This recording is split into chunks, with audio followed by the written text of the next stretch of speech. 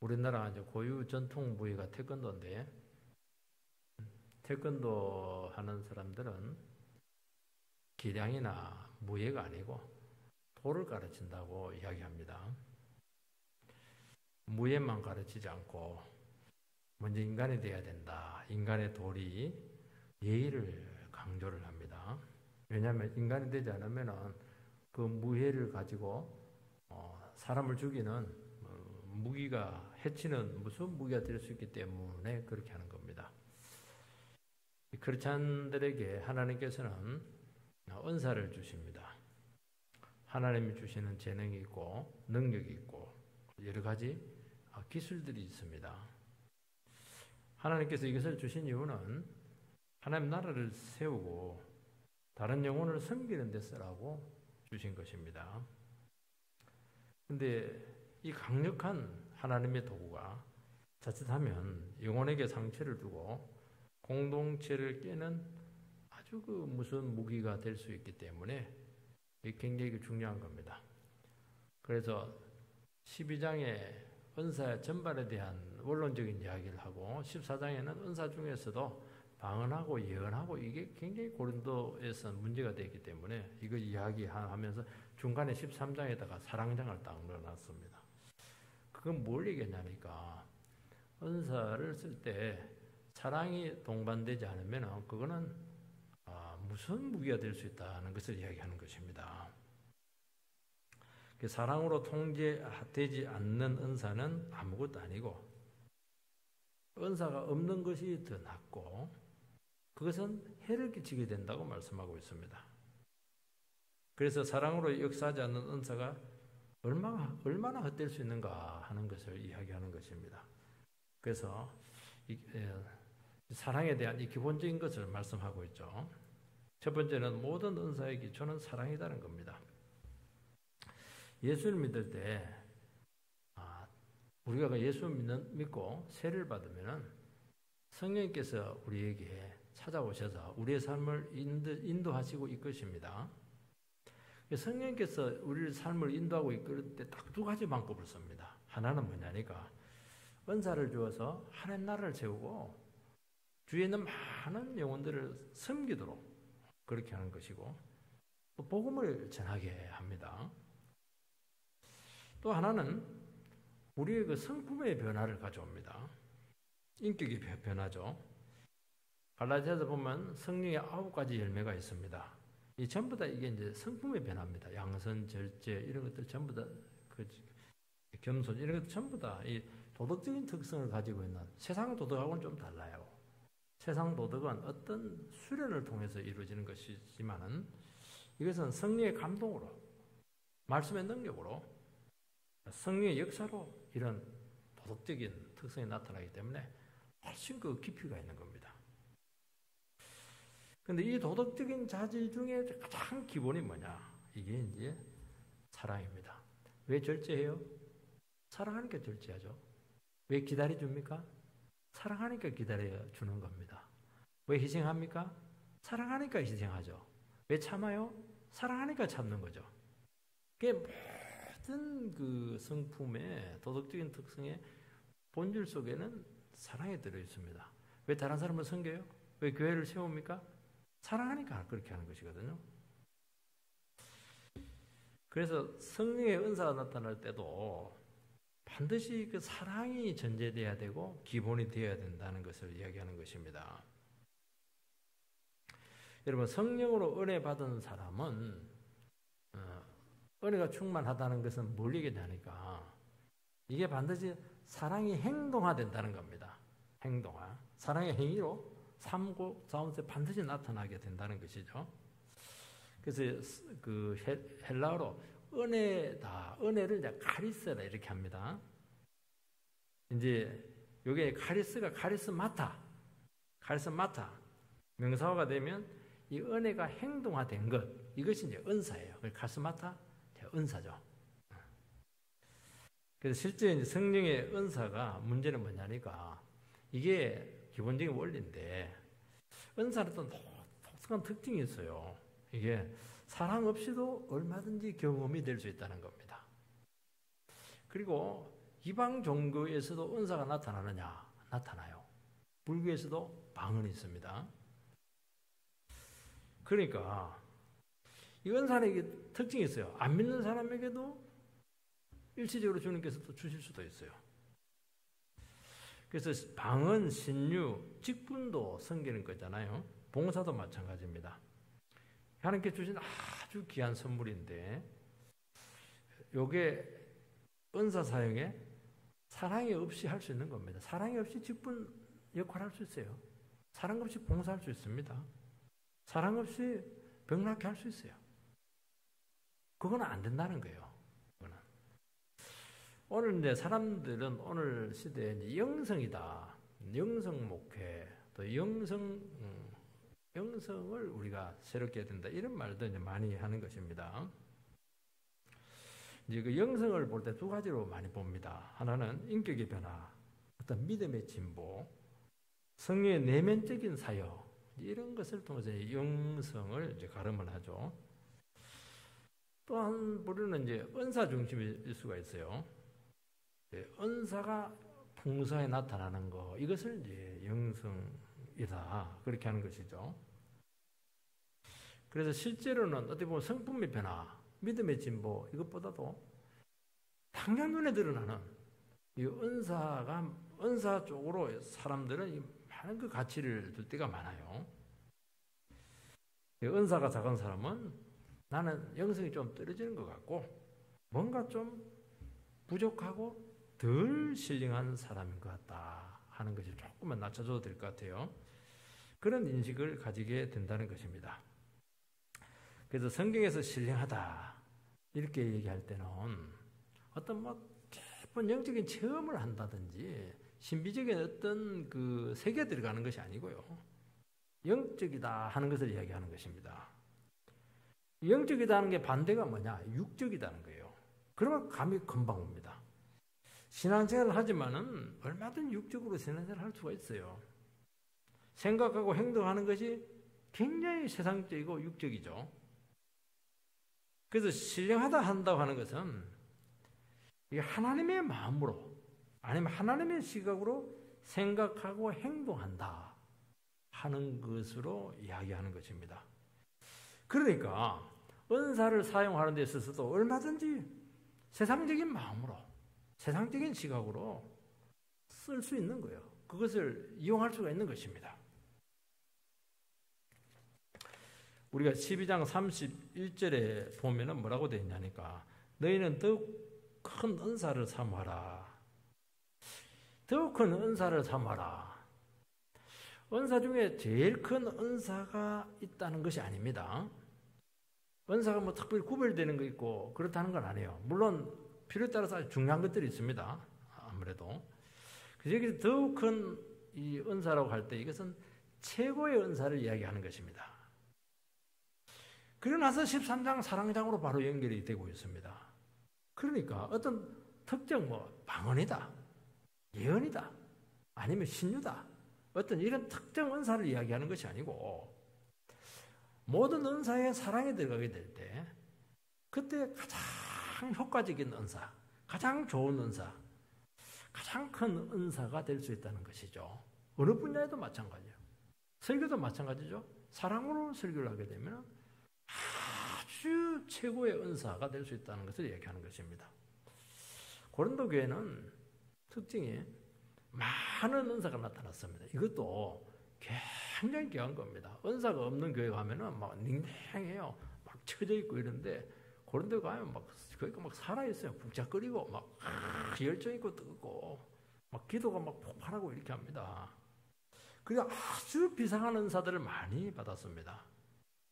근데 문제는 뭐냐니까 이것이 효과적으로 쓰인 것이 아니고 이것 때문에 분쟁하고 갈등을 한 것입니다. 그런 많은 따듬어지지 않는 부도덕한 모습들이 많이 나타나고 있었다는 것을 알 수가 있습니다. 그 자기 인격이라든지 신앙은 뒷받침이 되지 않았는데 너무 연사들이 많이 나타나다 보니까 이게 더 언밸런스가 돼가지고 이게 도리어 큰 문제가 되는 것을 알 수가 있습니다. 그리고 막 자기 자랑하기도 하고 정말 은사를 통해서 득스럽지 못한 모습들을 많이 보였다는 것을 알 수가 있습니다. 좀 질서를 지키고 한계를 지키고 이렇게 하면 될 텐데 내 은사가 최고다 이러면서 막 자기 은사를 막 주장을 하는 거예요. 은사는 안 쓰면 없어진다 이러면서 막 자꾸 은사를 자기 은사를 쓰려고 하는 거예요. 그건 덕스럽지 못한 것이거든요. 다른 사람들 쓰게 해줘야 쓰는 것인데 그렇게 안 하는 겁니다. 그리고 더 큰 문제는 나는 신령한 은사들을 많이 가지고 있기 때문에 신령하다 그렇게 생각을 하기 때문에 자기 자신의 신앙에 문제가 있다고는 생각을 하지 못한 겁니다. 이게 더 큰 문제였어요. 그래서 시기하고 분쟁하고 서로 낫다고 그렇게 하면서 막 은사 경쟁을 하기도 하고 그렇게 하는데 이것은 정말 주님을 닮은 모습이 아니라는 것입니다. 그러면서 오늘 바울 사도가 이 문제가 일어난 원인이 어디에 있는가 하는 것입니다. 그 원인은 딱 하나입니다. 사랑이 없다는 거예요. 겉으로 뚜렷이 드러나는 방언 같은 이 은사에 굉장히 열광을 했습니다. 방언은 딱 드러나잖아요. 벌써 소리가 다르고 벌써 언어가 이 세상에 없는 언어지 않습니까? 그러니까 예배 때 막 그것을 막 그냥 과시를 하고 그냥 그런 게 혼란스럽고 없는 사람들은 막 미치게 되고 위화감이 생기게 되는 것이 사실은 14장에 보면 막 나타나거든. 왜 그렇게 하느냐는 겁니다. 그런 서로에 대한 깊은 배려가 없는 것이고 이것은 사랑이 없다고 하는 증거라는 것입니다. 또 우리가 8장, 9장, 10장에 보면은 우상 제물에 대한 문제들이 막 생기고 있어요. 강한 자들은 세상에 있는 모든 우상 제물들은 그거는 우상이 없기 때문에 문제가 없다. 그래서 뭐 우상 그 고기를 3분까지는 괜찮아요. 근데 그걸 또 지나쳐 가지고 신전에까지 가가지고 같이 그냥 고기를 먹으니까 그런데 괜찮다는 거예요. 그거는 굉장히 배려심이 없는 것이고 분별력이 없는 것입니다. 약한 자들이 그걸 보면서 굉장히 시험거리가 된 것이죠. 배려하지 못한 건 무신경한 것이다. 그 사랑이 없는 거예요. 배려가 없는 것을 이야기, 공감 능력이 없다는 것을 이야기하는 것입니다. 그러니까 은사나 어떤 능력, 봉사라든지 어떤 직분이라든지 이런 모든 것들이 사랑이라고 하는 그 기본적인 하나님의 속성적인 원리에서 다스리지 않게 될 때 이게 얼마나 큰 문제가 될 수 있는가 하는 것을 이야기하고 있는 것이죠. 그래서 은사로 말미암아서 시기 질투하는 이유는 뭐냐? 이것은 은사의 기본적인 성격을 오해하고 있었기 때문입니다. 은사는 늘 이야기했지 않습니까? 은사는 공동체를 세우기 위해서 모든 사람에게 주지 않았어요. 모든 사람에게 다 설교의 은사를 주면 어떻게 해요? 듣는 사람이 있어야죠.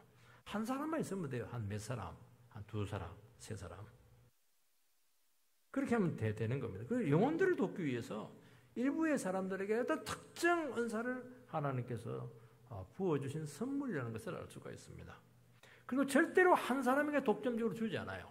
여러 개는 줄 수가 있어요. 이 은사 몇 개는 줄 수 있지만 절대로 목사에게 모든 은사를 주지 않아요. 그럼 목사가 성도들이 필요가 없어요. 자기가 혼자 북치고 찡긋 다 하니까 절대로 그렇게 못하도록 주님께 만들어서 반드시 다른 현실적인 필요들을 우리 성도들을 통해서 체험받도록 의존적으로 딱 그렇게 만들어 놓은 거예요, 이게.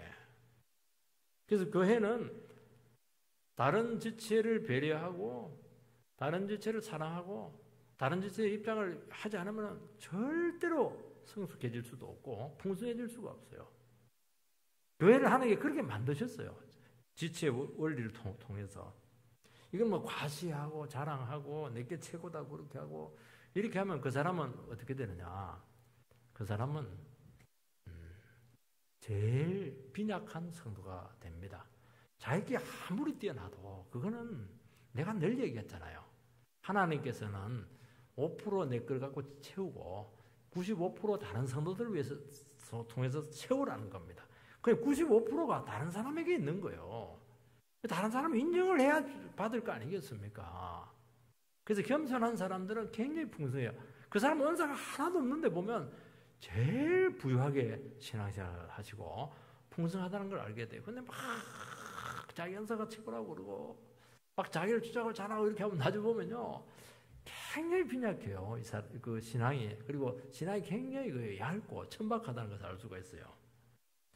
왜냐하면 신앙, 은사는 책임인데 내 걸 갖고 나눠줘야 되는데 그렇게 하라고 하는 게 아니거든요. 1절 3절 말씀을 읽어보면 내가 사람의 방언과 천사의 말을 할지라도 사랑이 없으면 소리나는 구리와 울리는 꽹과리가 되고 내가 예언하는 능력이 있어 모든 비밀과 모든 지식을 알고 또 산을 옮길 만한 모든 믿음이 있을지라도 사랑이 없으면 내가 아무것도 아니요. 내가 내게 있는 모든 것으로 구제하고 또 내 몸을 불사르게 내줄지라도 사랑이 없으면 내게 아무 유익이 없느니라. 여기 보면 한 6개, 7가지 은사가 나오는데 이것도 정말 여기서 나오는 열거된 건 뭐 최고의 은사예요. 지금도 이 은사는 최고입니다. 방언, 예언, 구제, 지식, 그거 정말 비밀 뭐 있잖아요. 그냥 그다음에 헌신, 몸을 막 불사르고 막 굉장하지 않습니까? 이거 최고죠. 근데 뭐라고 하냐니까 사랑이 없으면 아무것도 아니라는 거예요. 그거 아무 유익이 없다는 거예요. 시끄럽다는 거예요. 소리 나는 꽹과리니까 막 시끄러워. 소음이라 소음. 그냥 막 설치고 이러는데 소음이라 시끄러워. 교회가 시끄러워요. 참 그것을 보면 우리는 생각할 게 참 많습니다. 아무것도 아니라는 거예요. 예. 그래서 은사와 사랑을 대립적인 관계로 보지 않습니다. 귀한 은사의 사랑이 없으면은 어떤 결과가 생기는가 하는 것을 잘 보여주고 있는 것입니다. 그래서 사랑이라고 하는 것은 모든 은사의 기초고 사실은 은사의 기초만이 아니고 신앙의 기본적인 자질 중에 자질입니다. 하나님은 사랑이라. 다른 성품들 뭐 하나님은 온유하시고 뭐 거룩하시고 뭐 이런 것들은 이제 서술인데 사랑은 하나님은 사랑 이렇게 바로 나와버려요. 하나님 속성 자체가 사랑입니다. 그러면 사랑은 뭐냐? 사랑을 이제 정의를 내릴 때가 곤란해요. 사랑의 정의는 굉장히 많아요. 유행가에 눈물의 씨앗이라도 하기도 하고 뭐 에로스적인 사랑, 뭐 필로스적인 사랑, 뭐 아가페적인 사랑, 온갖 사랑 정의가 있는데 아직도 사랑을 딱 정의하는 게 단어가 없어요. 없어요. 그거는 뭘 얘기하냐니까 우리가 하나님을 규명할 수 없듯이 사랑도 규명할 수가 없다는 거예요. 하나님이 사랑이다. 그 하나님과의 만남을 통해서 받은 사랑을 통해서 우리는 사랑을 줄 수밖에 없기 때문에 사랑의 그런 대신 그분에게 사랑을 많이 받은 사람들이 더 많은 사랑을 베풀 수밖에 없고 많은 사랑의 정의를 가지고 있을 수밖에 없기 때문에 사랑이 어떻다, 성경에 대한 사랑에 대한 정의가 없어요. 하나님이 사랑이에요. 그냥. 하나님이. 그래 하나님 사랑이니까 하나님과 가까이 가면 이제 사랑을 알게 된다는 걸 이야기하는 겁니다. 그 이야기하는 거예요. 그래서 은사라고 하는 것은 어떤 기술이나 재능이라면 사랑은 이 모든 것보다 더 기본적인 어떤 됨됨이 그 자체를 이야기하는 것이다 하는 것을 이야기하고 은사가 너무 소중하고 이게 귀하고 또 위험하기 때문에 강력한 하나님의 사랑에 의해서 다스림받지 아니하면은 위험하다. 교회를 덕을 끼치는 것이 아니고 해를 끼칠 수가 있다. 그렇게 해서 이것을 특별히 상당히 길게 사랑장을 만들어서 우리에게 그 경고를 하고 있는 것입니다. 두 번째는 사랑으로 역사하지 않는 은사사항이 얼마나 위험한가 하는 것이죠. 여기 보면 한 몇 가지가 나옵니다. 첫 번째는 사랑이 없으면 가장 귀한 방언도 무의미한 소리, 소음에 불과하다는 것이죠. 여기서 보면 사랑과 종교의 행위를 이제 대조를 합니다. 방언, 예언, 또 뭐 꽹과리 이런 것 지금 보면 막 옛날 이거 종교에 보면 꽹과리 막 치거든요. 신을 부르기 위해서. 고린도 성도들은 모든 은사 중에서 최고의 은사를 뭘로 받냐니까 방언의 은사를 받어요. 왜냐하면은 이것은 이 세상에 없는 천사의 언어입니다. 천사의 언어. 그러니까 최고의 은사예요. 이게. 여러분 성령을 이렇게 받아서 방언을 하게 된 것을 어떻게 받냐니까 하늘의 천사가 되어서 하나님 나라, 즉 하늘 예배에 참여하는 것이다. 그렇게 본 겁니다. 방언을 팍 하면은 이제 하늘 예배 그 사람은 거의 그 위로 격상을 해서 거기서 지금 예배를 드리고 있는 거예요.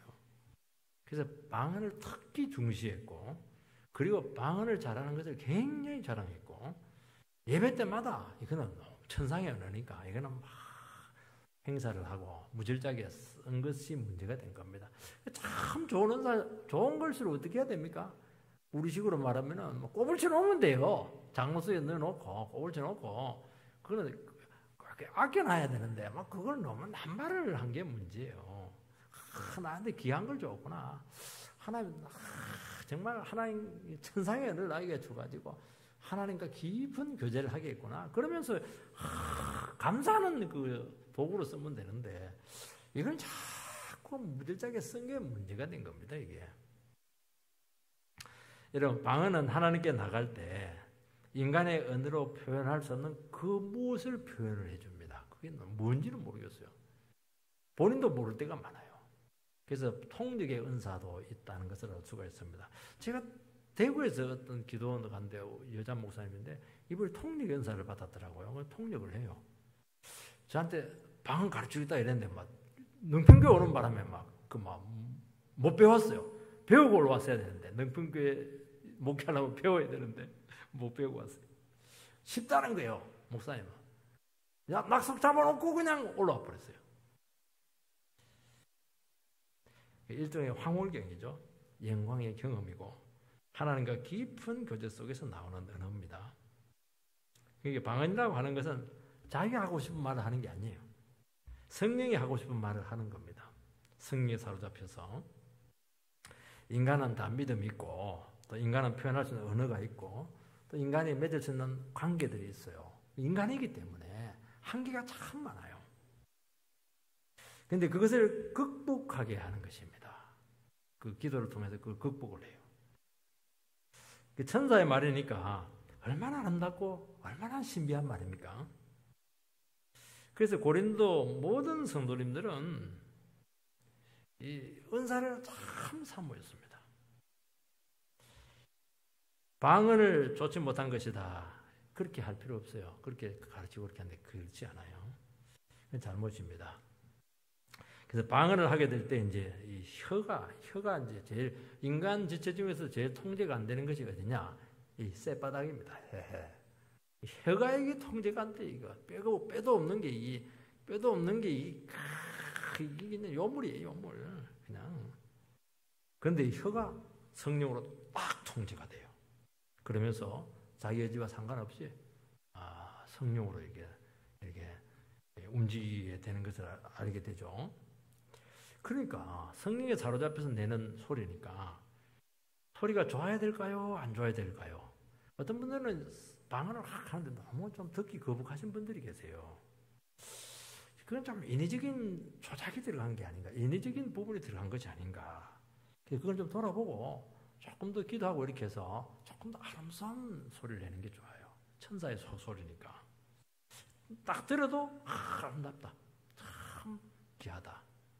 그런 방언이 되도록 좀 기도할 필요가 있습니다. 여러분, 방언은 아름다운 천사의 소리입니다. 세계적인 오스트리아라든지 이런 데 보면 세계적인 그 어린이 합창단이 한 번씩 국내로 와요. 그 소리 들으면 이게 완전히 천사의 소리예요. 인간이 어떻게 이렇게 아름다운 소리를 내고 그 하모니를 낼 수 있는가? 그렇게 깨끗하고 맑고 아름답고 천진하고 순수하고 어떻게 인간의 소리에서 저런 소리가 나올까? 그때 이제 저거는 천사의 소리인갑다. 그런 생각이 들 때가 있는데 우리 인간이 성령 충만한 상태에서 인간의 생각과 의지가 완전히 빠진 가장 자연스러운 상태에서 나오는 언어다. 그리고 꼭 언어만이 아니고 우리가 성령 충만할 때 참 그때 보면 성령 충만할 때 특징이 뭐냐니까 모든 게 아름다워. 눈빛도 아름답고 율동도 아름답고 행동도 아름답고 말 한마디 한마디가 막 절도가 있고 군두더기가 있고 그렇게 돼요. 그래서 성령 충만하면 시끄러워지고 그래요. 참 성령의 그 역사는 놀랍다는 것을 알게 됩니다. 이번 소리 나는 구리와 울리는 꽹과리. 사랑이 없으면 요리된다는 거예요. 소리 나는 구리와 울리는 꽹과리. 여러분, 이 소리는 절대 아름답지 않아요. 꽹과리 막 시끄러워요. 타당 이러는데 막 기가 떨어져 나갈 것 같아요.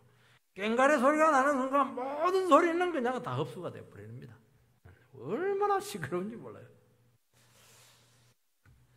여러분, 사람의 그 소리 나는 굴이 막 징 때리고 이렇게 하면 점쟁이들 막 때리고 이렇게 하는데 소리 윙 하고 가는데 뭐 징 하긴 하는데 그 무슨 소리예요? 그거 의미가 하나도 없어요. 그거 연주도 못해요. 그거는 이게 무의미하고 소음과 같고 시끄러워요. 정말 들을 수가 없어요. 들을 수가 없어요. 그래서 방언의 은사를 사랑으로 사용해라는 것입니다. 신비하고 아름다운 은사인데 영적인 체험과 비밀을 자랑하거나 과시하는데 절대로 써서는 안 된다는 겁니다. 그러면 벌써 듣기 싫어요. 듣기 싫고 딱 그냥 인상이 딱 찌푸려집니다. 굉장히 영적인 이 문제는 예민한 문제거든요. 어떤 마음으로, 정말 감사하는 마음으로 하나님 나를 사랑하는구나, 정말 나에게 귀한 관계 체험을 주었구나, 이런 마음을 하게 될 때 딱 들으면 아름답고 좋아요. 참 예민한 문제거든요. 그래서 늘 얘기하지 않았습니까? 귀한 것일수록 깊이 간직하고 하나님을 만나는 데 써야 되는 것입니다. 특히 그 방언이라고 하는 것은 사람과의 관계적인 문제에서 오는 것이고 주님과의 수직적인 관계에서 이게 나타나는 은사이기 때문에 이거는 다른 사람을 배려하는 겸손으로 쓰게 될 때 훨씬 더 아름답다고 말씀하고 있습니다. 그 당시 헬라의 신비주의 종교에서 이 구리하고 꽹과리 이거는 이제 그때 쓰는 막 도구였습니다. 사랑이 없는 이 방언은 바로 그 당시 이방 종교 예배와 다를 바가 뭐가 있느냐고 말하고 있는 것입니다. 이방 종교의 특징이 뭡니까? 시끄러워요. 그리고 이방 종교도 방언을 해요. 방언을 해요. 왜냐하니까 징을 치고 꽹과리를 치고 막 영혼을 혼란스럽게 만들고 이렇게 한 이유가 뭐냐니까 영혼의 상태를 극단적인 상태로 만들어서 그 신탁의 말씀을 받으려고 하는 것입니다. 그리고 그걸 받으면 그냥 막 찌끄립니다. 우리나라 무당들은 딱 이걸 써요. 꽹과리를 쓰고 징을 씁니다. 징 때리고 막 꽹과리 때리고 하는데 왜 그렇게 하냐면 귀신 부르려고 그렇게 하는 겁니다. 그것 듣고 있으면 사람이 혼이 싹 빠져버려요. 와, 시끄러워요. 여러분, 기독교도 악기를 쓸 수가 있고 음악을 사용합니다. 그런데 그것이 하나님을 높이고 이웃을 사랑하는 것이 되어야 된다고 말씀하고 있습니다.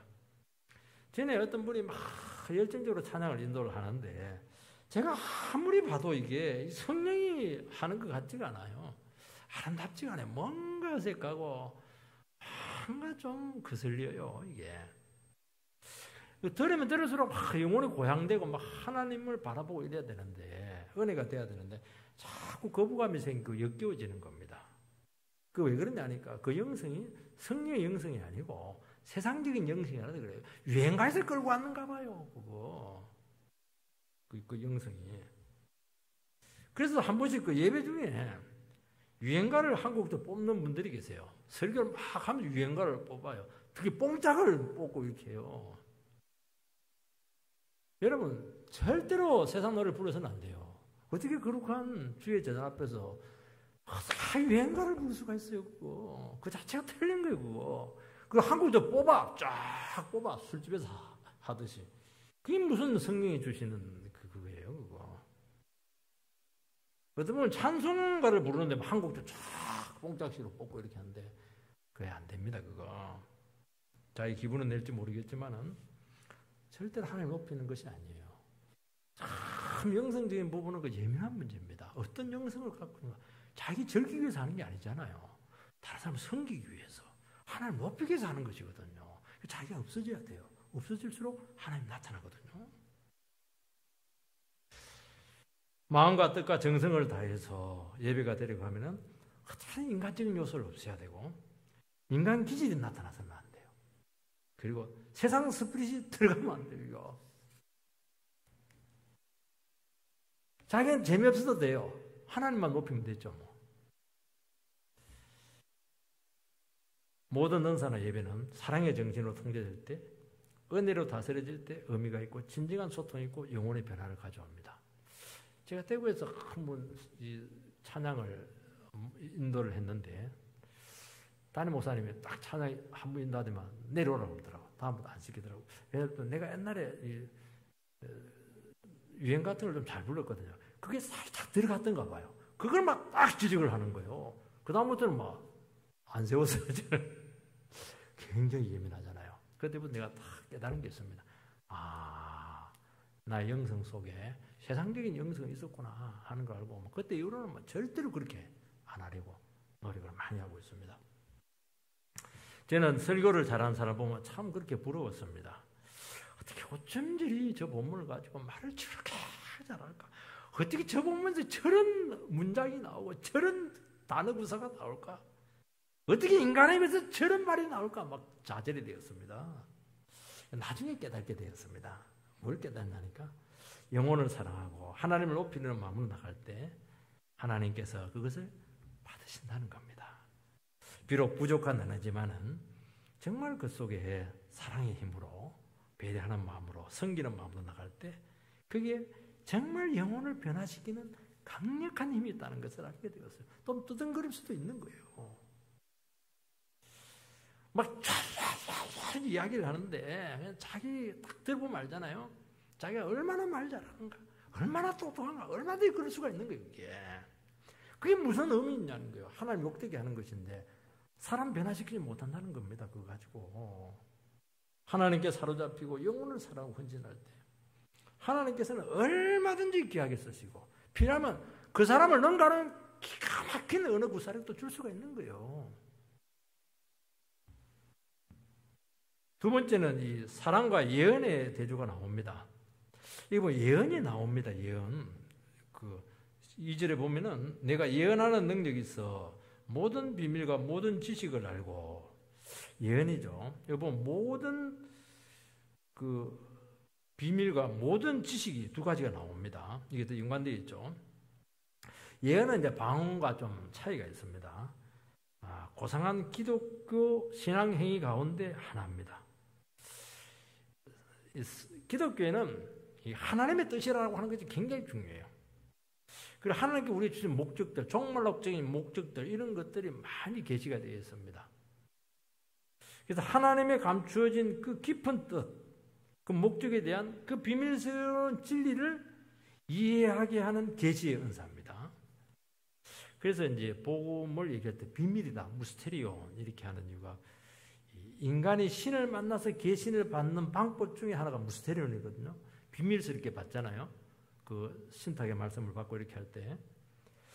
그래서 복음을 표현할 때도 어떻게 하냐, 복음의 비밀이다 그렇게 이야기하는 것입니다. 이 비밀이다 할 때는 이교도들이 신을 만나기 위해서 자기 자신을 어떤 무아직의 극단적인 상태로 몰고 가는 것이 아니에요. 악기를 써가지고. 이것은 하나님의 구속의 비밀을 이야기한다는 겁니다. 그 하나님의 구속의 비밀은 뭐냐니까 예수 그리스도를 통해서 이루어진 그 구원이 우리에게 드러나는 겁니다. 성경에 보면은 엄청난 그 말씀들이 숨겨져 있는데 결국 이것을 이제 그리스도 중심으로 해석을 해내거든요. 구속사적인 중심으로 해석을 해내게 되는데 그게 이제 복음이지 않습니까? 구약, 신약, 레위기 모든 데서 그냥 복음이 나오는 거예요. 십자가가 나오고 재용서가 나오고 부활과 능력이 나오는 겁니다. 그래서 그거는 굉장히 어려운 분야예요. 그래서 설교를 할 때 보면은 이제 도덕적으로, 교훈적으로 하는 경우가 뭐냐니까 이 복음이 안 나와서 그렇거든요. 좋은 말이에요. 좋은 말인데 이게 능력이 되지가 못해요. 왜냐하니까 그 비밀을 풀어내지 못해서 그렇게 하는 것입니다. 그 비밀은 뭐죠? 예수 그리스도의 십자가 복음이거든요. 그 십자가가 나와야 되는 거예요. 십자가가 안 나오는 거예요. 그러면 이것은 아니에요. 예언이 될 수가 없어요. 얼마나 중요한 은사입니까? 그것을 뭐라고 하냐니까 우리는 은혜의 복음이다 그렇게 하는 겁니다. 그래서 성경은 무조건 은혜밖에 해야 돼. 은혜가 안 나오면 설교를 듣는데 은혜가 하나도 안 된다. 그래서 설교 잘못한 겁니다. 어떻게 하나님의 말씀을 증거했는데 은혜가 안 될 수가 있어요. 그래서 예언의 은사는 복음을 해석해서 현실에 적용하는 은사입니다. 그래서 설교가 대표적이죠. 설교가. 그래서 어떤 본문을 설교하더라도 하나님의 계시, 구속의 십자가 은혜가 나와야 돼요. 이거는 아주 하나님께 주신 놀라운 은사입니다. 그래서 모든 비밀, 이 비밀의 십자가 비밀이에요. 이게 모든 지식, 이것은 이제 이것도 계시에서 나오는 어떤 도덕적인 또 신학적인 지식적인 체계를 이야기하는 것입니다. 그러나 이 위대한 예언일지라도 사랑이 없으면 아무것도 아니다, 그 얘기를 합니다. 예언의 은사를 왜 하나님께서 허락했습니까? 목사에게 또 우리 성도님들에게 왜 은사를 했어요?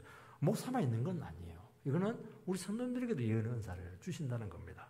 어떤 경우는 미래를 예측하는 거지만 여기서 신약에서 말하는 것은 그 당시에는 이제 구약 성경밖에 없다 보니까 신약이 체계가 되지 않았어요. 그래서 예수 그리스도를 통해서 설교하는 이것은 그 예언자를 통해서 예언의 은사를 통해서 많이 이루어진다는 것을 알 수가 있습니다. 왜 그런 예언자를 우리 주었죠? 그거는 복음을 통해서 사람들을 축복하기 위해서 그렇게 한 겁니다. 구원하도록 하기 위해서 그렇게 하는 겁니다.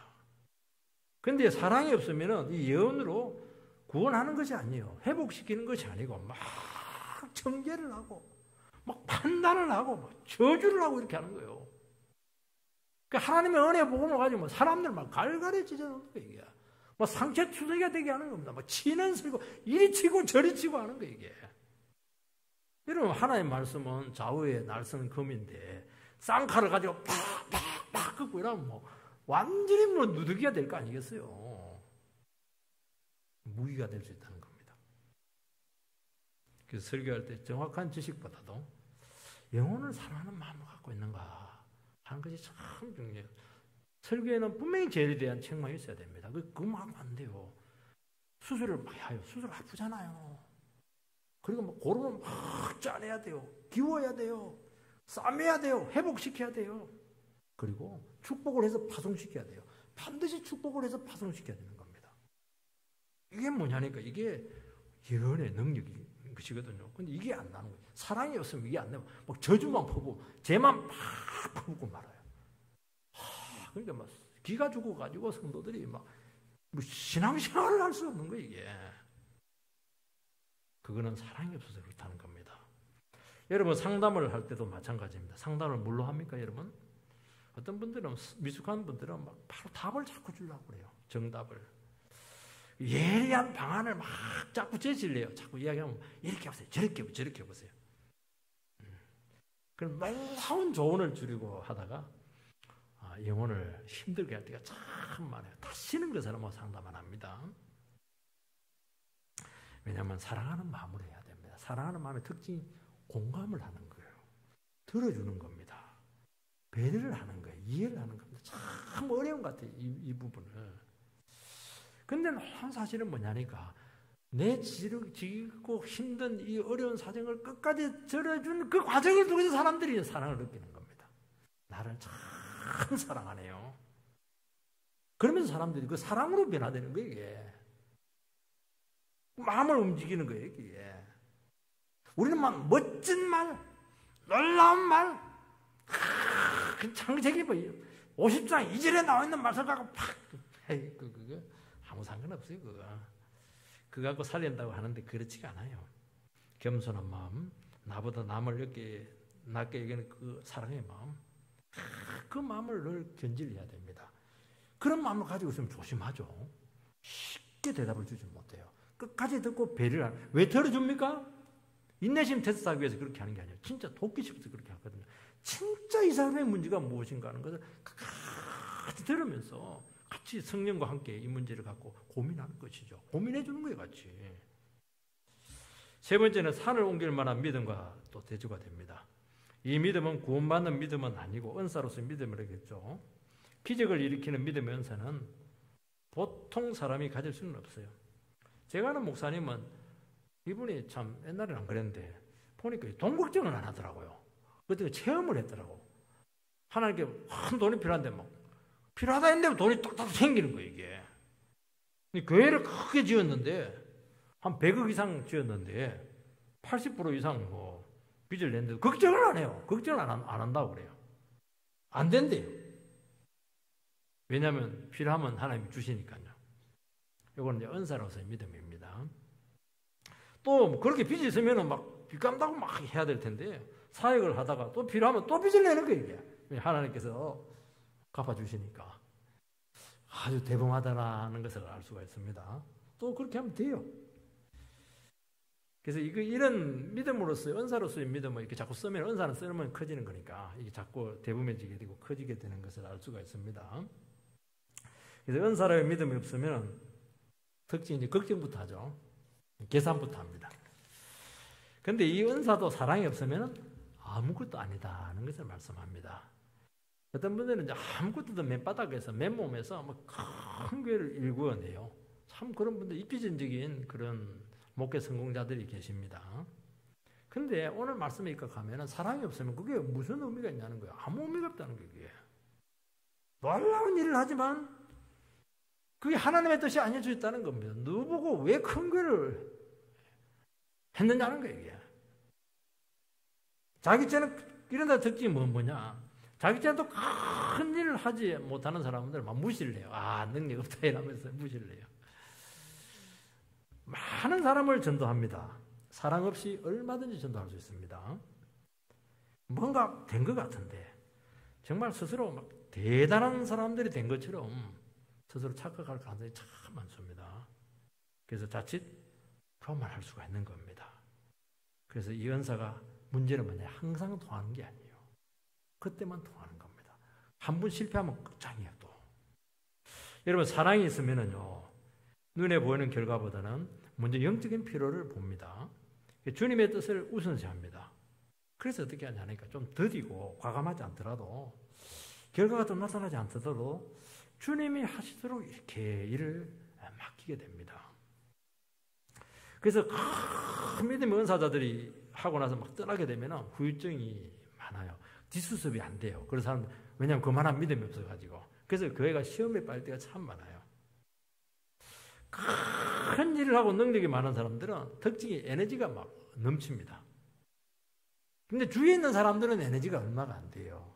그러니까 막 그냥 주위에 있는 사람들을 굉장히 못 살게 굴고 막 다달 볶을 때가 많고 그런 경우가 많아요. 왜냐하면 생각처럼 안 따라오니까 틀림없죠. 뭐 생각처럼 어떻게 따라와요. 그래서 천천히 해야 되는데 이게 못 견디는 겁니다. 사랑이 없어가지고. 그래서 이럴 때는 능력이 없는 것이 더 낫다. 그렇게 말씀하는 것입니다. 왜 분노를 해요? 사람들 막 속을 막 뒤집어 놓는 것입니다. 그래서 사랑 없는 열심은 대단히 위험할 수가 있다. 그렇게 말씀하고 있는 거예요. 안 하는 게 나아요. 안 하는 게. 여러분 은사를 주신 분은 하나님이십니다. 하나님이 잠시 붙들고 사용한 것뿐입니다. 그러니까 내가 대단한 게 아니에요. 하나님이 대단하시죠. 연약한 나를 쓰신 하나님이 위대한 것입니다. 나는 약한 거예요. 스스로 속에 말하는 거예요. 나에게서 은사가 나타났다고 해서 내가 대단한 게 아니라니까요. 그걸 잊어버리면 이게 위험해지는 겁니다. 그걸 잊어버리면 안 돼요. 이 중요한 은사가 두 가지 더 나옵니다. 구제의 은사가 나오고 또 헌신의 은사가 나옵니다. 구제도 사랑 없이 할 수 있죠. 그 당시 사회는 막 로마 사회 아닙니까? 한턱을 팍 내는 거 굉장히 중요하게 생각했고요. 국가 행사에 막 돈을 막 기부를 하는 거고 기부하면 이제 이름을 내잖아요. 벽돌에다가 누구 얼마 기부했다고. 그 로마 사회는 공공사업을 이게 자비랑으로 많이 합니다. 그래서 길 닦는 거. 그래서 길 탁 닦으면 그 도로 이름이 그 기부자의 그 도로 이름이에요. 아피아 가도 이 사람 아피아라고 하는 사람이 그 도로를 만든 거예요. 이게. 지금도 그 도로가 남아 있잖아요. 로마에. 이게 명예와 권세를 얻기 위해서입니다. 요즘도 이제 선거철이 되면 이런 현상들이 많이 나타납니다. 자기 자신의 또 신념을 위해서 분신 자살하는 아주 영웅적인 모습을 우리는 보기도 합니다. 그러나 사랑이 없는 그 종교적인 열심들, 헌신들, 그런 구제들, 이거 아무것도 아니라는 거예요. 유익이 없다는 거예요. 유익이 없다는 거예요. 유익이 없는 게 아니고 이게 잘못하면 무슨 무기가 될 수 있다고 말씀하고 있습니다. 여러분 테러 분자들의 이슬람의 그 헌신 그거는 세상에서 아무도 못 따라가요. 몸에 막 폭탄을 들이받아 버리니까 그냥 너무너무 파괴적이죠. 그런 헌신을 쓰면 안 되는 거예요. 여러분 우리는 다 나름대로 신념이 있고 사상이 있어요. 이데올로기가 있습니다. 중요하죠. 근데 그런 것을 가지고 있는 사람들의 특징이 뭐냐면 자기의 사상, 자기의 이데올로기 사상만 중요하다고 생각하는 거예요. 아니라는 거예요. 다른 사람의 이념도 중요하고 다른 사람의 신념도 사상도 중요하다는 것을 모른다는 겁니다. 그 자기의 사상과 이데올로기를 가지고 많은 사람들을 불행하게 만들 수 있다는 것이죠. 왜요? 사랑이 없기 때문에 그렇게 하는 겁니다. 이데올로기가 뭐가 중요해요? 사상이 뭐가 중요해요? 중요하지만 사랑이 중요하죠. 사랑이. 사랑으로 엮어버려야 되죠. 이데올로기 포기해야죠. 사람을 살려야지. 참 우상인 게 맞아요. 이게 이데올로기 사상이라고 하는 게. 어떤 분들은 이 가난한 자들에 대한 유별난 그냥 그 긍휼한 마음을 가지고 있는 분이 있어요. 물론 가난한 자들 불쌍히 여겨야 되죠. 근데 너무 별나. 그리고 부자에 대한 막 분노가 꽉 차 있어요. 그리고 가난한 자들 핍박받는 거 보면 견디지를 못해 있어. 별나죠. 가만히 보니까 이 성장 과정에 가난으로 말미암아서 억울한 희생을 당했고 그게 상처로 분노로 남아있는 경우가 참 많습니다. 이거 아니에요. 그걸 쓰면 안 됩니다. 큰일 납니다. 마치 피해자의 사도나 되는 것처럼 자처하면서 하는데 종교적인 위선이 될 가능성이 참 많습니다. 가난한 자 돕는 게 좋죠. 그렇다면 분석도 해야지. 주제 범위 안에서 사랑으로 하면 되는 것인지 이거는 뭐 강박적으로 이거 안 하면 뭐 지옥 갈 것처럼 가난한 자들이 굶고 있는데 내가 어떻게 맛있는 걸 먹을 수가 있어. 교회는 헌금 중에 30%는 구제로 돌려야지. 참 본인은 그렇게 하면 되겠지만 다른 사람과 엮어버리면 어떻게 해요. 안 되는 거예요. 은사가 제대로 쓰이고 뒷받침되리고 하려면 어떻게 해야 반드시 성숙해야 됩니다. 그리고 진리에 대해서 좀 분명해야 되고 그리고 무엇보다 사랑이 많아야 돼. 배려를 많이 해야 돼. 따뜻해야 돼. 그러면 문제될 거 하나도 없어요. 지금 다 못해도 실 가면 다 주님께서 필요하면 채워주실 거 아닙니까? 그렇게 해서 역사가 돼야 아름답고 잡음이 없지 나는 사랑이 없는 어떤 것도 시끄럽다, 소음이다, 의미가 없다, 무익하다, 위험하다 그렇게 여러 가지로 지금 표현을 하고 있는데요. 그렇게 위험할 수가 있는 겁니다. 그래서 우리가 다시 한 번 더 바른 은사 사용을 잘 우리가 묵상해 볼 수 있는 좋은 기회가 되기를 주의 이름으로 축원드립니다.